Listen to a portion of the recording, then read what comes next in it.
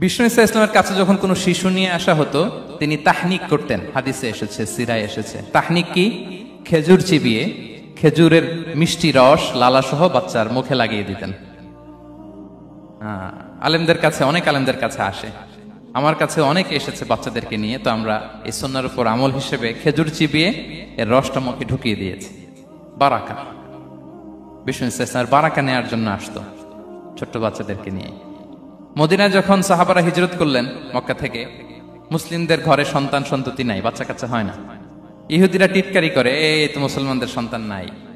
সর্বপ্রথম যেই সন্তান হয়েছে তিনি হচ্ছেন আয়েশা রাদিয়াল্লাহু তাআলা আনহার বড় বোন আসমা বিনতে আবু বকরের ঘর উজাড় করে এক সন্তান এসেছে, পুত্র সন্তান। নাম হচ্ছে আব্দুল্লাহ। কি নাম? আব্দুল্লাহ ইবনে জুবাইর। তো আসমা আব্দুল্লাহকে কোলে নিয়ে বিশ্বনবীর কাছে আসলেন। বিশ্বনবী খেজুর চিবিয়ে ওনার লালা মিশ্রিত রস খেজুর সহ মুখে লাগিয়ে দিলেন। তো আসমা সবসময় গর্ব করে বলতেন যে আমার সন্তানের পাকস্থলিতে সর্বপ্রথম যেটা ঢুকেছে এটা হচ্ছে বিশ্বনবীর লালা মিশ্রিত খেজুরের রস। আল্লাহু আকবার। বাচ্চারা আসলে বিশ্বনবী তাহনিক করতেন, এবং এটা ল্যাবরেটরিক্যালি প্রুভড, সায়েন্টিফিক্যালি প্রুভড যে বাচ্চার জন্মের পরে এরকম মিষ্টি দিলে, স্পেশালি ডেটস নির্যাস যদি দেয়া হয়, তাহলে এটা তার ইমিউন সিস্টেম বাড়ায়, রোগ প্রতিরোধ ক্ষমতা বাড়ায়, তার ব্লাড সার্কুলেশন বাড়ায়, রক্ত সঞ্চালন বাড়ায়। বিষ্ণুনবী এটা করতেন। অনেক মায়েরা বরকতের জন্য বিষ্ণুনবীর কোলে বাচ্চা দিতেন।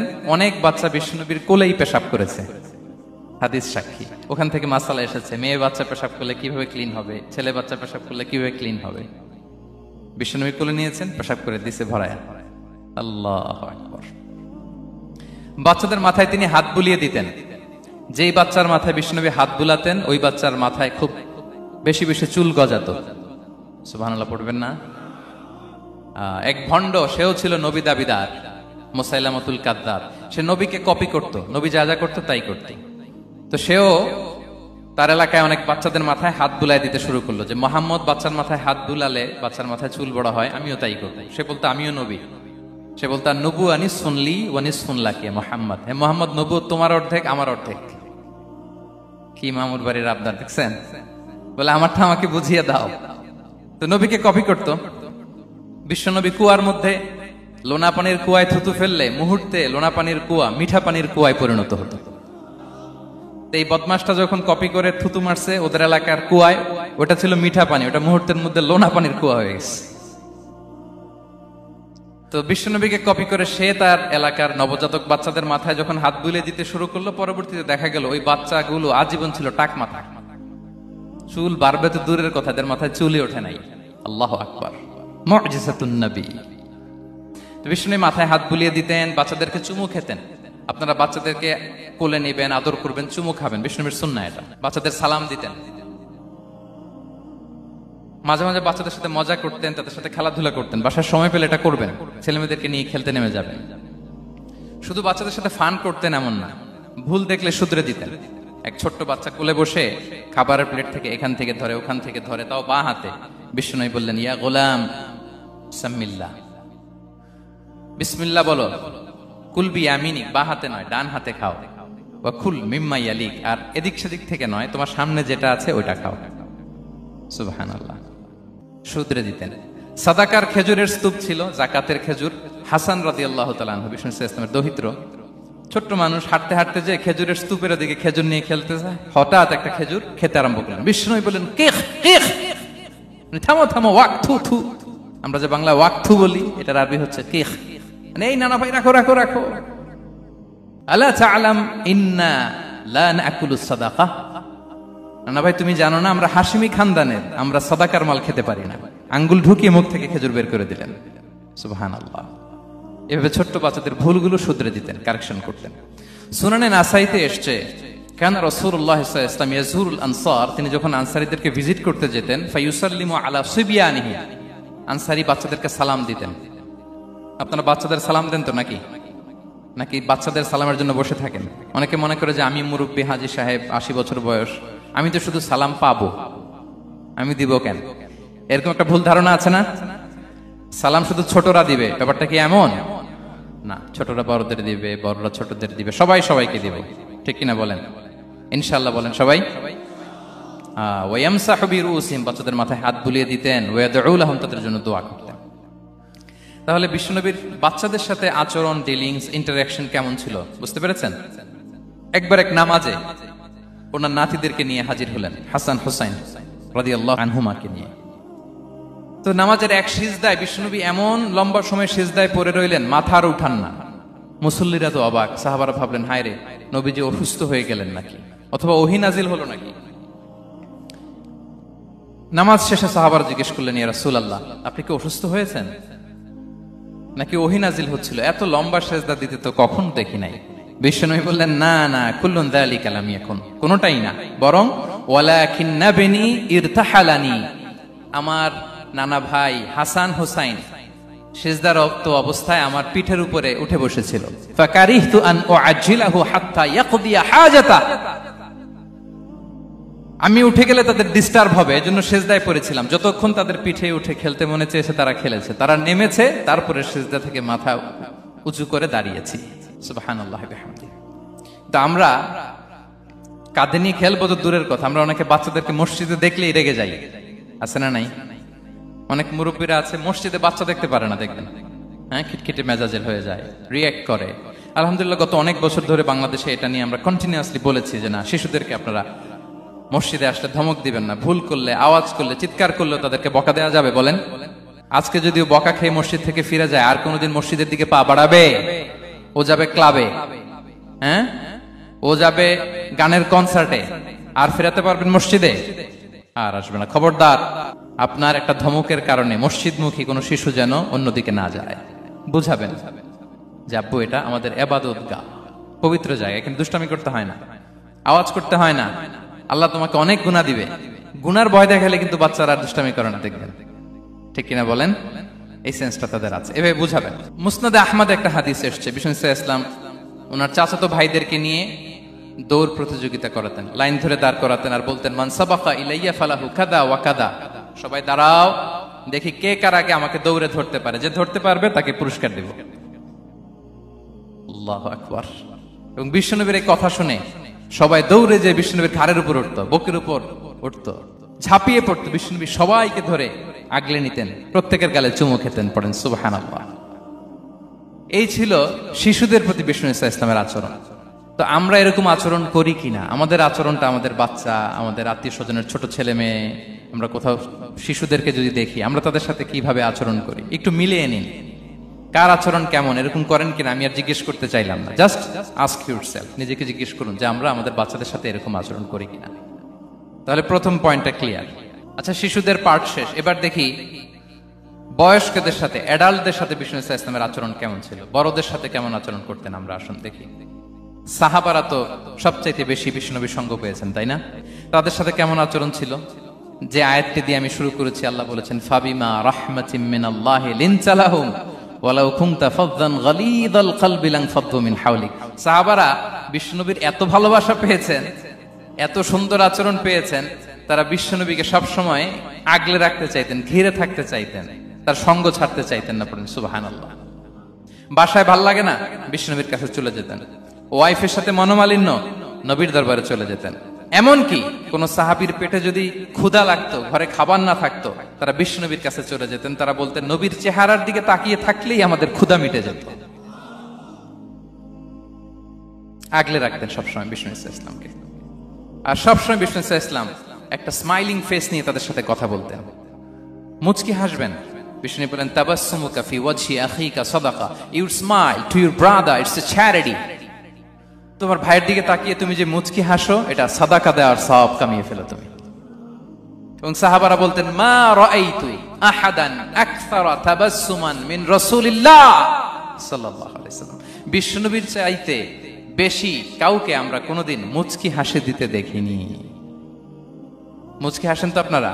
মুচকি হাসবেন, হাসলে যদি সাদাকার সওয়াব হয়, তো আমরা মুখ গোমরা করে রাখবো কেন? দেখবেন, যিনি মুচকি হাসে তাকে সবাই পছন্দ করে, আর যিনি গোমরা মুখ থাকে তার দেখতে ভালো লাগে। আমার ভালো লাগে না, আপনাদের লাগে? হাসি কিন্তু সংক্রামক, ইতিবাচক ভাবে সংক্রামক। আপনি হাসলে দেখবেন হেসে হেসে কথা বলে, যার সাথে বলতেছেন তারও একটা হাসি। আপনি গোমরা মুখ থাকলে ওই ব্যক্তিও গোমরা মুখ, ঠিক কিনা বলেন? এবং মুচকি হাসলে স্বাস্থ্য ভালো থাকে, মানসিক স্বাস্থ্যের সাথে এটা সম্পর্ক আছে। দেখেন বিষ্ণু ইসলাম কেমন কনসিডারেট ছিলেন। বিশ্বনবী যদি কারোর সাথে মুসাফা করতেন, ভাই একটু হাত মিলান তো, এই যে ওই লোক হাত সরানোর আগে বিশ্বনবী হাত সরাতেন না। যখন উনি হাতটা টান দিতেন তখন নবী হাত টান দিতেন। কারোর সাথে কথা বলার সময় এইভাবে আর চোখে তাকাতেন না, এইভাবে না, কথা বলতে হইলে ঘুরে তার দিকে হয়ে তাকে সম্মান দিয়ে রেসপেক্ট দিয়ে কথা শুরু করতেন। কেউ কোনো গুরুত্বপূর্ণ কথা কানে কানে বলতে চাইলে তিনি কথা শেষ না হওয়া পর্যন্ত মাথা সরাতেন না। সুবহানাল্লাহ, আসতে বলেন। আল্লাহু আকবার, আল্লাহু আকবার। একটু মিলিয়ে নেই, আসলে কি আমরা পারি এত চমৎকার আচরণ উপহার দিতে? কতটা কনসিডারেট ছিলেন দেখেন। এক বেদুইন, অক্ষর জ্ঞানহীন মানুষ, সভ্যতার ছোঁয়া তার মধ্যে লাগেনি। সে মসজিদে নববীতে ঢুকে একবার মসজিদে নববীর মাঝখানে পেশাব করা শুরু করলেন। কি করা শুরু করলেন? কোথায়? টয়লেটে? কোথায়? ইসলামের সবচাইতে দ্বিতীয় সবচাইতে পবিত্র জায়গা বিশ্বনবীর মসজিদের মাঝখানে। সাহাবারা তাকে মারতে উদ্ধত হলেন। বিশ্বনবী বললেন, দাও, থামো থামো, এই থামো থামো। কারণ প্রস্রাব করার সময়, টয়লেট করার সময় হুট করে কাউকে ধমক দেওয়া যায় না, ডাকা যায় না, দরজায় বড় নক করা যায় না, করলে তার ক্ষতি হতে পারে, এটা করবেন না। বিষ্ণু বললেন, দাও ওয়া হারিকু আলা বাউলিহি সাজলান মিন মা, এই রাখো রাখো, বেচারাকে পেশাব করতে দাও, করতে দাও, করতে দাও, পেশাব করতে দাও। সে পেশাব শেষ করলো। বিষ্ণু বললেন, এক বালতি পানি ঢেলে দাও। এই এক বালতি পানি বালুতে মিশে জায়গাটা পরিষ্কার হয়ে যাবে। এরপর বিষ্ণু সাল্লাল্লাহু আলাইহি ওয়াসাল্লাম বললেন, ফাইন্নামা বুইসতুম মুয়াসসিরিন ওয়া লাম তুবআসু মুআসসিরিন, তোমরা এত কঠোর হচ্ছ কেন? আল্লাহ তো তোমাদেরকে কঠোর করে পৃথিবীতে পাঠাননি, সহজপন্থী করে আল্লাহ তাআলা আমার এই উম্মতকে পৃথিবীতে পাঠিয়েছে। পড়েন সুবহানাল্লাহ। দেখেন কত চমৎকার আচরণের ছিলেন। এবং পরে লোকটাকে বুঝিয়ে বললেন, সে কালিমা পড়ে মুসলমান হয়ে গিয়েছে। আল্লাহু আকবার। এই ছিল বিষ্ণু সাল্লাল্লাহু আলাইহি ওয়াসাল্লামের ইন্টারঅ্যাকশন সাহাবাদের সাথে। এবং সাহাবাদের জন্য তিনি দোয়া করতেন প্রাণ ভরে। প্রিয় ভাইরা, দোয়া চাওয়া, দোয়া করা দুটোই সুন্নাহ। প্রাণ ভরে তিনি সাহাবাদের জন্য দোয়া করেছেন। বিষ্ণু সাল্লাল্লাহু আলাইহি ওয়াসাল্লাম একবার ওয়াশরুম সেরে এসে দেখলেন কে যেন অজুর পানি রেখে গিয়েছে। জিজ্ঞেস করলেন, কে রেখেছে? বলা হলো, আব্দুল্লাহ ইবনে আব্বাস রেখে, ছোট্ট আব্দুল্লাহ। বিষ্ণু সাল্লাল্লাহু আলাইহি ওয়াসাল্লাম খুশি হয়ে গেলেন, হায় রে, সে কিভাবে খেয়াল করলো, আমি এখন ওয়াশরুম থেকে আসলেই তো আমার অজুর পানি লাগবে। খুশি হয়ে একটা দোয়া করলেন তার জন্য। তিনি বললেন, আল্লাহুম্মা ফাক্কিহহু ফিদ্দীন ওয়া আল্লিমহু তা'ওয়িল, মানে হে আল্লাহ, আপনি তাকে দ্বীনের জ্ঞান দেন এবং কোরআনের ব্যাখ্যা তারে শিক্ষা দেন। বিশ্বনবীর এই দোয়া এমন ভাবে কবুল হয়েছে, এই আব্দুল্লাহ ইবনে আব্বাস যত মুফাসসির পৃথিবীতে আসবে সকল মুফাসসিরদের সম্রাট হিসেবে আল্লাহ তাকে কবুল করেছেন। বিশ্বনবীর দোয়া তারা পেয়েছেন। উম্মে সুলাইম রাদিয়াল্লাহু তাআলা আনহা, আনাস রাদিয়াল্লাহু তাআলা আনহুকে নিয়ে আসলেন। বললেন, নবী হে, আপনি এসেছেন, আমরা যে এত খুশি মদিনাবাসী, সবাই দেখে আপনার হাতে কিছু না কিছু হাদিয়া দেয়, আমি কি দিব? কিছু দেয়ার নাই, কিছু দেয়ার নাই, আমি গরিব মানুষ, আমি আমার নাড় ছেঁড়া ধন, কলিজার টুকরা আনাস, আমার শিশু সন্তানটারাই আপনারে হাদিয়া দিয়ে দিলাম। খুয়াইদিমুকা আনাস, নবী হে, সে আপনার ছোট্ট খাদেম হবে, আপনার কাজ করে দিবে। উদুল্লাহ আলাহ, আপনি তার জন্য একটু দোয়া করেন। বিষ্ণু নবী দোয়া করলেন, কি দোয়া করলেন? আল্লাহুম্মা আকসির মালাহু ওয়া ওয়ালাদা, আল্লাহ আনাসের সম্পদও বাড়ায় দাও, ওয়া ওয়ালাদা, তার সন্তানও বাড়ায় দাও। দেখেন এই দোয়ার কি বরকত।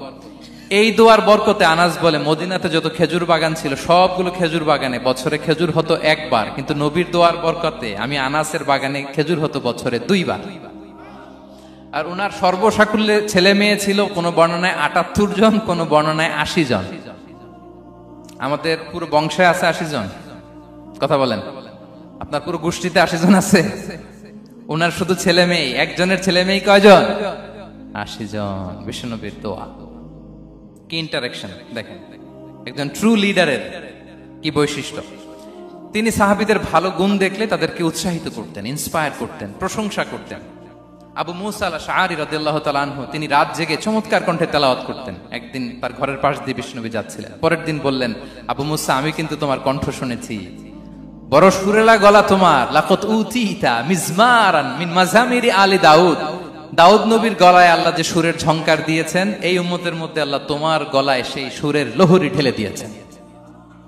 আচ্ছা বলেন, নবী যদি প্রশংসা করে যে তোমার তেলাওয়াতটা খুব সুমধুর হয়েছে, তার কেমন লাগবে বলেন তো? আচ্ছা নবী বাদ দেন, শায়েখ আব্দুর রহমান আস-সুদাইস এসে যদি আপনারে বলে তোমার কণ্ঠটা তো বড় মিষ্টি, কেমন লাগবে আপনার? আর স্বয়ং বিশ্বনবী যদি বলে, সুবহানাল্লাহ পড়বেন না? আল্লাহু আকবার। এভাবে রাসূল সাল্লাল্লাহু আলাইহি ওয়াসাল্লাম সাহাবাদেরকে উৎসাহিত করতেন। মাঝে মাঝে প্রশ্ন করতেন, তাদের অ্যাটেনশন গ্রো করার জন্য তিনি প্রশ্ন করতেন। একবার বলেন দেখি, কে বলতে পারে ইন্না মিনাশ শাজারি শাজারা লা ইয়াসকুতু ওয়ারাকুহা মাসালুহা মাসালুল মুমিন, একটা গাছ আছে, এই গাছের পাতা ঝরে না, এর দৃষ্টান্ত মুমিনের দৃষ্টান্ত। কে পারো দেখি? কোন সাহাবী পারে না, কারণ তারা ভাবতেছিল দূরের ওই সিরিয়ার কোন গাছ হবে, অমুক জায়গার মরুভূমির গাছ হবে, ঘরের পাশে যে খেজুর গাছ ওইটা আর কেউ ভাবে না। ভাবছে প্রশ্ন যেহেতু করছে, এত সহজ উত্তর হইলে তো প্রশ্ন করার কথা ছিল না। তারা এইটা বলে ওইটা বলে, ক্যাকটাস গুলমলাতা ওই গাছ, নবী বলে না, ইন্নাহা আন-নাখলা, এটা খেজুর গাছ। কি গাছ? তো আব্দুল্লাহ ইবনে ওমর তখন খুব ছোট, তিনি মনে মনে ধরে ফেলছিলেন, কিন্তু ভয়ে বলে না। তো বাসায় যে ওমর রাদিয়াল্লাহুকে বলে, আব্বা আপনারা কেউ পারেন না, আমি তো জানতাম এটা খেজুর গাছ, তো বললা না যে? আব্দুল্লাহ বলে আপনি পারেন না, অন্যান্য সাহাবারা বাচ্চা ছাড়া কেউ পারে না, আমি কেমনে কই? ওমর রাদিয়াল্লাহু বললেন, আজকে যদি তুমি বলতে পারতে, লাল উট পেলে আরবরা যে যত খুশি হয় আমি তার চেয়েও বেশি খুশি হয়ে যেতাম। নবীর সামনে আমার বুকটা এত বড় হয়ে যেত। আল্লাহু আকবার। দেখেন, প্রশ্ন ছুড়ে দিয়ে মনোযোগ আকর্ষণ করতেন সাহাবাদের, রসিকতা করতেন মাঝে মাঝে। রসিকতা, এক সাহাবী বলেন, ইয়া রাসূলুল্লাহ, আমার চলতে বড্ড কষ্ট হয়, আপনি যদি দয়া করে আমাকে একটা উট দিতেন তাহলে আমি রাইড নিতাম এটার উপরে, এটা দিয়ে চলতাম, সফরের কষ্ট কমে যেত। বিষ্ণু বলেন, যাও ঠিক আছে, তোমাকে একটা উটের বাচ্চা দিব। কি দিব? সাহাবী বলেন, ইয়া রাসূলুল্লাহ, আমি চাইলাম কি আর আপনি বললেন কি? আমার তো লাগবে এমন উট যেটা দিয়ে মরুভূমিতে চলা যায়। বিষ্ণু বললেন, ওই উটটাও তো অন্য কোনো না কোনো উটের বাচ্চা। সুবহানাল্লাহ পড়বেন না? ছোট্ট কথা, দেখেন কি রসিকতা, কি সেন্স অফ হিউমার। সুবহানাল্লাহ। সাহাবীদের সাথে এক কাতারে মিশে কাজ করতেন, নিজ হাতে সাহাবীদের সাথে মিশে কি করেছেন? মসজিদে নববী নির্মাণ করেছেন। পঞ্চম হিজরিতে নিজে মরুভূমির বালু খনন করে পেটে পাথর বেঁধে পরীক্ষা খনন করেছেন সাহাবীদের সাথে। True leader. শুধু তাই নয়, সাহাবারা ভালো পরামর্শ দিলে সেটা অ্যাকসেপ্ট করতেন। আমাদের মধ্যে অনেকের একটা ইগোইস্টিক ঝামেলা আছে, বাড়ির কাজের মেয়ে বলছে, কাজের ছেলে বলছে, এই আমার স্টাফ বলছে, এটা আমি কেন শুনবো? এরকম একটা মেন্টালিটি অনেকের আছে না নাই? অনেক সময় তাদের মধ্য থেকেও ভালো পরামর্শ আসতে পারে না, বলেন পারে কিনা? বিশ্বনবী দেখতেন, কেউ ভালো পরামর্শ দিলে সেটা পিক করতেন, নিয়ে নিতেন।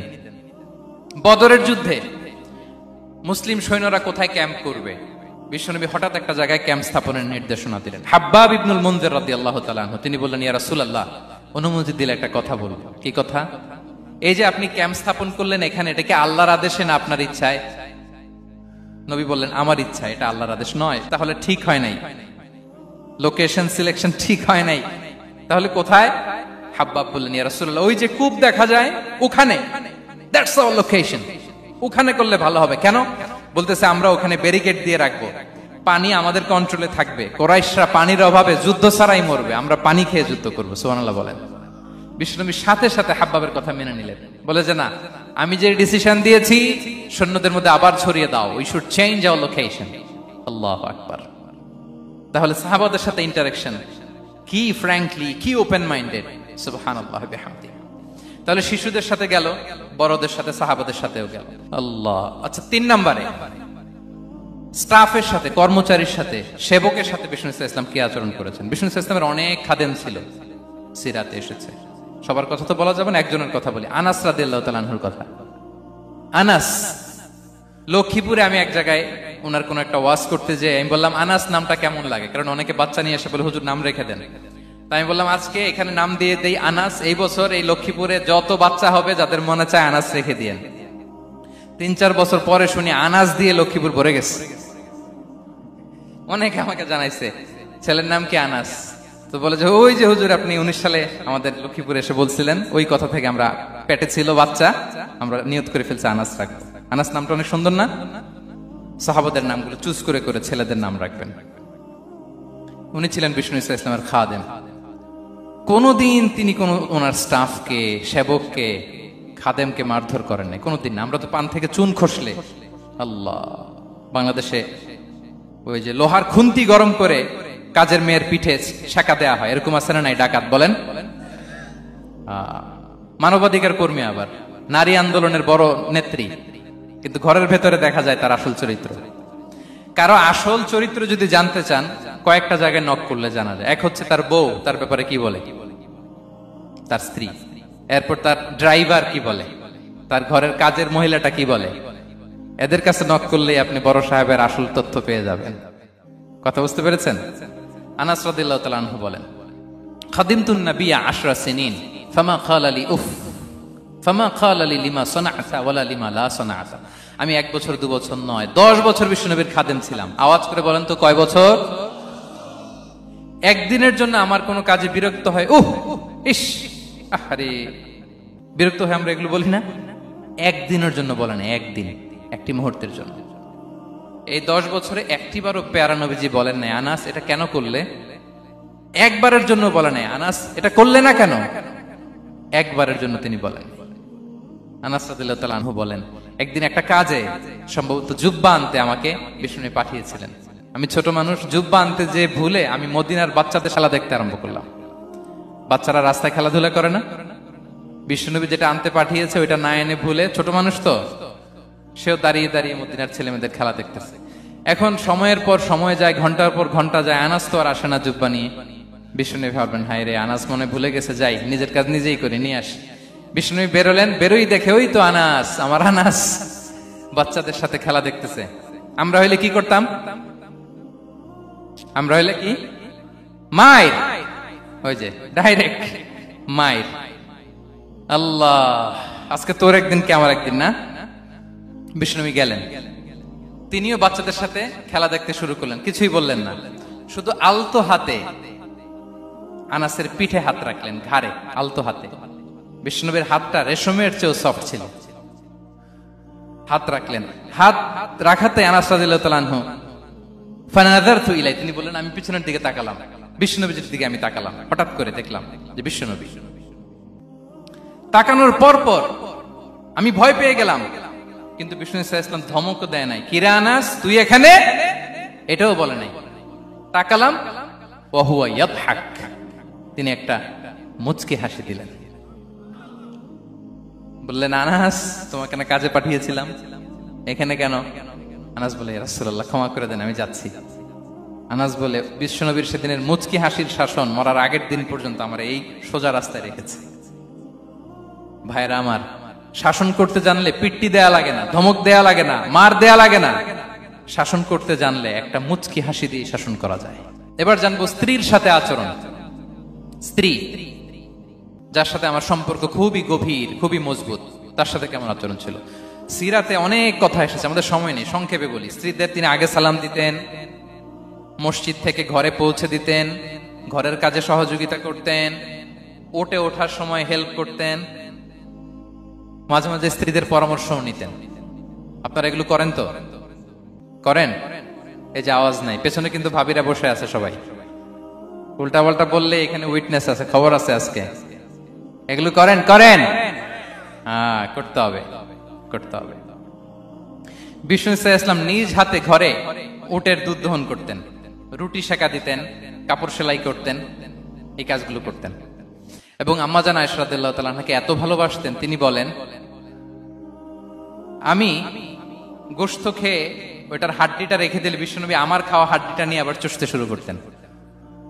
আমি গ্লাসের যেখান দিয়ে পানি খেতাম, পেয়ালার খুঁজে খুঁজে বিশ্বনবী ওই জায়গায় ঠোঁট লাগিয়ে পানি খেতেন। মাইমুনা রাদিয়াল্লাহু তাআলা আনহা বলেন যে আমি আর বিশ্বনবী এক বালতি থেকে মগ দিয়ে পানি নিয়ে দুজনে গোসল করেছি। আল্লাহু আকবার, কি চমৎকার আচরণ! এবং স্ত্রীদের নিয়ে তিনি সফর করতে বেরোতেন। একবার রাত্রিবেলা বিষ্ণু ইসলাম এবং আম্মা জান আয়েশা রাদিয়াল্লাহু তাআলা আনহা, বিষ্ণু বলেন চলো তো আমরা একটু দৌড় দেই, এক্সারসাইজ হয়ে যাবে। দুইজনে দৌড় দিলেন। তখন আম্মা জান আয়েশা রাদিয়াল্লাহু তাআলা আনহা একটু স্লিম ছিলেন, তো দৌড়ে বিশ্বনবী পিছিয়ে পড়ে গেলেন, আম্মা জান আয়েশা ফার্স্ট হয়ে গেলেন, আগে চলে গেলেন। বড্ড খুশি, উনি বিশ্বনবীকে হারিয়েছেন। আবার অনেক বছর পরে, তখন সময়ের ব্যবধানে আম্মা জান আয়েশা একটু হেলদি হয়ে গিয়েছেন, আগের মতো আর চিকন নেই। আবার বিশ্বনবী কোনো এক রাতে বললেন, আয়েশা চলো আজকেও একটু এক্সারসাইজ করি, দৌড় দেই। দুজন মিলে দৌড় দিলেন। আজকে বিশ্বনবী আর আম্মা জান আয়েশাকে চান্স দেন নাই, তিনি জোরে দৌড়ে আম্মা জান আয়েশাকে রানার আপ করে দিলেন, উনি ফার্স্ট হয়ে গেলেন। এরপর কি বললেন জানেন? সুনানে আবু দাউদের হাদিস, তিনি বললেন, ইয়া আয়েশা হাদিহি বিতিলকা সাবকা। দেখেন বিশ্বনবী মনে রাখছেন, নোটে রাখছেন। বিশ্বনবী বললেন, আয়েশা ওই যে এত বছর আগে কোন এক রাতে মরুভূমিতে দৌড়ে আমাকে হারাইছিলা, আজকে ওইটার বদলা নিয়ে নিলাম। তিলকা সাবকা, ওইটার বিনিময়ে এটা। ওই দিন তুমি জিতছিলে, আজকে তোমার উপর আমি জিতে গেলাম। কি হৃদ্যতা ছিল, কি সম্পর্ক ছিল স্ত্রীর সাথে। তাই বলে মনে করবেন না যে কোনো মনোমালিন্য হতো না, হতো। মানবিক যে ব্যাপারগুলো, মাঝে মাঝে একটু ছোটখাটো মিষ্টি ঝগড়া, একটু মনোমালিন্য, এটাও হতো। এবং বিশ্বনবী এটাও টের পেতেন। তিনি বলতেন, আয়েশা, ইন্নী লা আ'লামু ইযা কুনতি আলাইয়া গাদবা ওয়া ইযা কুনতি আলাইয়া রাদিয়া। আয়েশা, কখন তুমি আমার উপর রেগে থাকো আর কখন খুশি থাকো, সবটাই কিন্তু আমি টের পাই। মজান আয়েশা অবাক হলেন, কি করে টের পান? বিশ্বনবী বলেন, যখন তুমি আমার উপর খুশি থাকো তখন দোয়ার সময় বলো লা ওয়া রাব্বি মুহাম্মদ, তুমি বলো হে মুহাম্মদের রব আল্লাহ, মদিনার উপর রহম করেন, আমাদেরকে ক্ষমা করেন। হে মুহাম্মদের রব, আমাদের ক্ষমা করেন, এইভাবে দোয়া করো। আর যখন তুমি রেগে থাকো তখন আমার নামটা মুখ দিয়ে নিতে চাও না,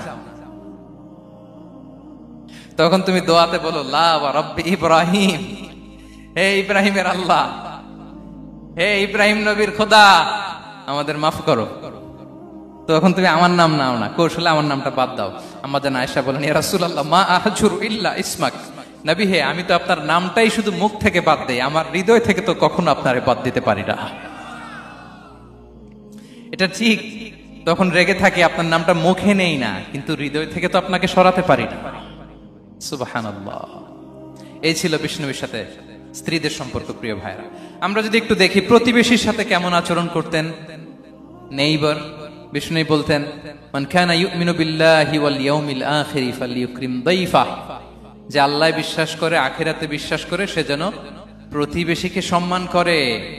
এবং একবার আবু যার আল গিফারি রাদিয়াল্লাহু তাআলা আনহুকে বিষ্ণু সাল্লাল্লাহু আলাইহি ওয়াসাল্লাম বলেন, আবু যার ইযা তাবাখতা মারাকান ফাআকসির মাআ, হে আবু যার, তুমি যদি কখনো ঝোল তরকারি রান্না করো, ঝোলের তরকারি খাইছেন?